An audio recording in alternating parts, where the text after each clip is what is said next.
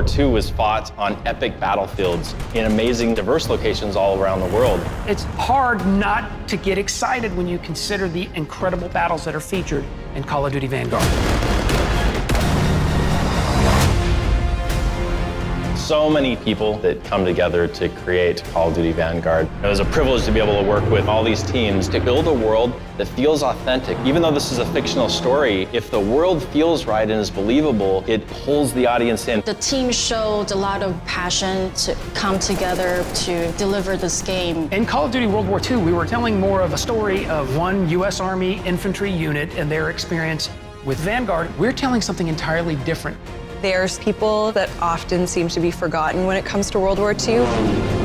Some of the most dynamic stories are the stories of those people who are in the shadows, who have been shunted to the side by history. You play in different places, you experience different things, and it feels substantially different because of the visual styles we've been inspired by. There were so many amazing battles all across the world, often tide-turning battles, moments like Midway in the Pacific, North Africa, and Stalingrad. There is so much more of World War II that still needs to be told.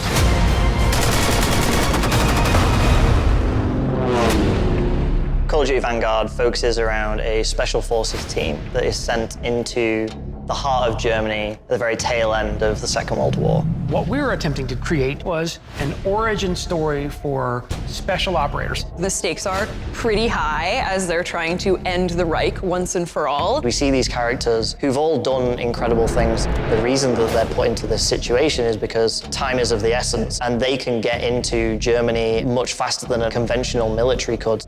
In our fictional story, the Allied leaders had heard about an operation called Project Phoenix. So they assembled this team to go in and stop it. We have 5 main characters in Call of Duty Vanguard. We have Arthur Kingsley, Polina Petrova, Lucas Riggs, Wade Jackson, and Richard Webb. It was quite a challenge to make sure that each one of them was special in their own way, and I think we really achieved that. Our team leader is Arthur Kingsley. Arthur Kingsley starts the war as a British paratrooper. We based him on Sidney Cornell, who was Afro-British, and he served in the British 6th Airborne Division. His journey is really all about becoming a leader during the events of Operation Tonga. He is, I think, one of the most creative and complex characters that I certainly have ever encountered in games. To see a character like Arthur Kingsley exist, particularly in a Call of Duty franchise, it just blows my mind. Polina Petrova is our Soviet sniper. Her character is inspired by Lyudmila Pavlyuchenko.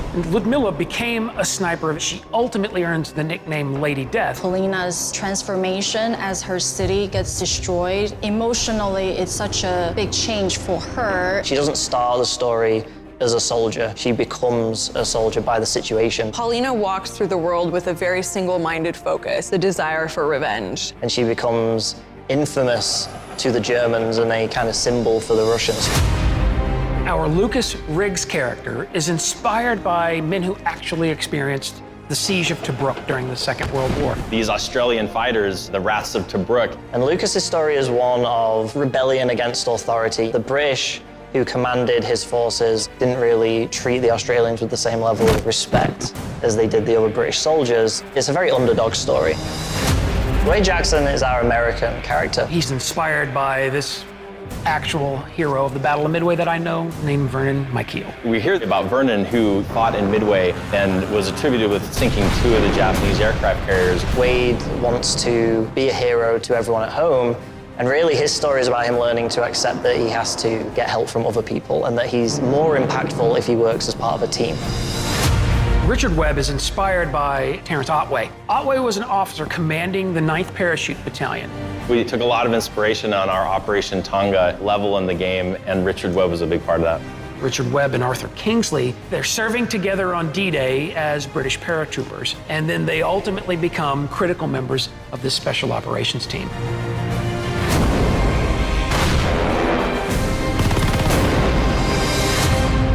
Through artistic lens, we want to create the war-torn world in a poetic way. We want you to feel a sense of grandeur. Something that's common among all these teams is trying to bring this world to life. The audio team went out into the desert and recorded dive bombers. We landed the plane and climbed in the cockpit and did all the Foley recording. Our lighting team did the same thing. There were these wildfires in California. Our senior lighter decided to take his equipment and just go out and capture the sky. I immediately thought about we can use this for Stalingrad summer level. I feel really lucky to get to work with our narrative team. Which started out as Steven and Brent, and then they brought on myself and Tochi. There's so many different people from so many different backgrounds, each doing their own part. So to be able to witness that progression and to now be a part of that progression from the creator standpoint, it's very empowering. It just ended up being such a wonderful melting pot of people and ideas and perspectives that all came together to work so well to craft something that we're all really happy with. Working with actors, they really bring extra elements to the characters that we don't necessarily have when they're just words on a page, and then they really bring them to life during our performance capture sessions. And then we put it straight into our game. You know about Wade, but they haven't caught him yet. You told him he was killed, didn't you? Call of Duty Vanguard was an interesting project in that for most of the project, we were away from each other. We're all doing this in our living rooms. We were able to foster an environment that is strong in creativity. It was really amazing to see, and I'm so incredibly proud of the story that we've told together. The teams go to exceptional lengths to bring this world to life in a real and authentic way. It's all about trying to give an immersive experience to our player. I want the player to feel like they are a part of this team. To really feel like they're on that journey with them. November 5th is right around the corner, and I'm so excited for our fans and new players to Call of Duty to be able to experience World War II in a way they've never experienced it before.